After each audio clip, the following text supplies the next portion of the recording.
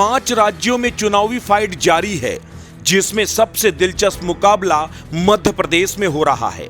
यहां बीजेपी कांग्रेस के बीच हो रही सीधी लड़ाई में आए दिन घमासान देखने को मिल रहा है। एक दूसरे पर छींटाकशी से आगे अपने अपने दल के नेता भी नेतृत्व को चुनौती और झटके दे रहे हैं। इन्हीं में से एक है बीजेपी के फायर ब्रांड नेता उमा भारती। मध्य प्रदेश की पूर्व मुख्यमंत्री रह चुकी उमा भारती की पहचान पिछड़े वर्ग के बड़े नेता के तौर पर है और बुंदेलखंड समेत राज्य के कई हिस्सों में उनका अच्छा खासा प्रभाव माना जाता है। लेकिन उनके एक फैसले ने बीजेपी के माथे पर टेंशन की लकीरें खींच दी हैं। दरअसल उमा ने यह फैसला किया है कि मध्य प्रदेश के चुनाव में अब कोई रैली नहीं करेंगी। इसकी जानकारी उन्होंने खुद अपनी सोशल मीडिया प्लेटफॉर्म पर दी। उन्होंने लिखा, आज सागर जिले के सुर्खी विधानसभा से जो तकनीकी कठिनाई आई कि स्टार प्रचारक श्री अश्विनी वैष्णव जी वहां थे और मैं मोबाइल से भोपाल से उस सभा में भाषण कर रही थी। श्री वैष्णव जी ने वहां पहुंचकर अपना बड़प्पन दिखाया, अन्यथा गोविंद सिंह जी को लाभ की जगह हानि पहुंच गई होती।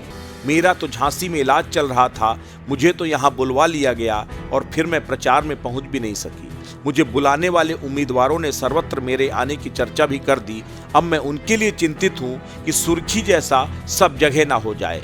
अब मुझे आगे किसी उम्मीदवार को संकट में नहीं डालना, इसलिए अब मेरी कोई सभा नहीं होगी। सिर्फ भगवान से सबकी विजय के लिए प्रार्थना होगी। मैं स्वयं से वचनबद्ध हूँ कि देश का, राज्य का और मोदी जी का कभी अहित नहीं करूंगी।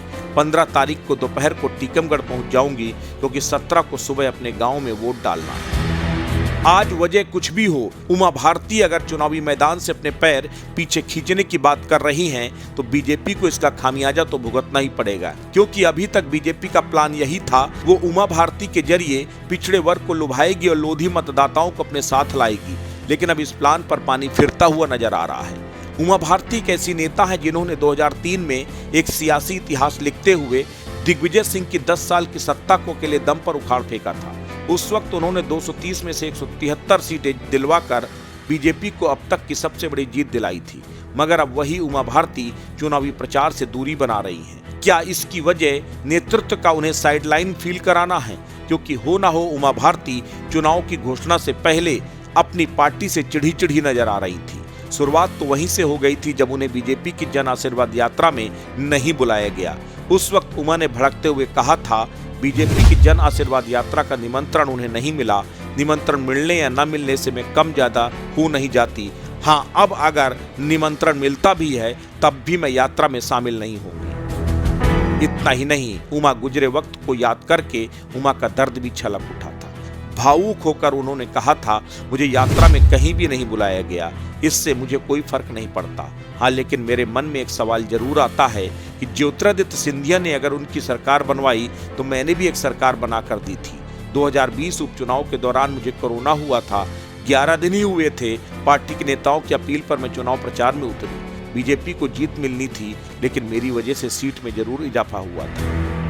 यानी कि मानकर चलिए, उमा भारती ने जो हालिया निर्णय लिया है उसकी कोई एक और तात्कालिक वजह नहीं है, बल्कि एक वरिष्ठ बीजेपी नेता और पार्टी नेतृत्व के बीच धीरे धीरे बढ़ती हुई दूरियों का परिणाम है, जिसमें गलती सिर्फ और सिर्फ उन नेताओं की है जिन्होंने उमा भारती जैसे दिग्गज नेता को दरकिनार करने की हिमाकत की है। देखना दिलचस्प रहेगा कि चुनाव पर इसका क्या असर होता है। राष्ट्र इंडिया के लिए ब्यूरो रिपोर्ट।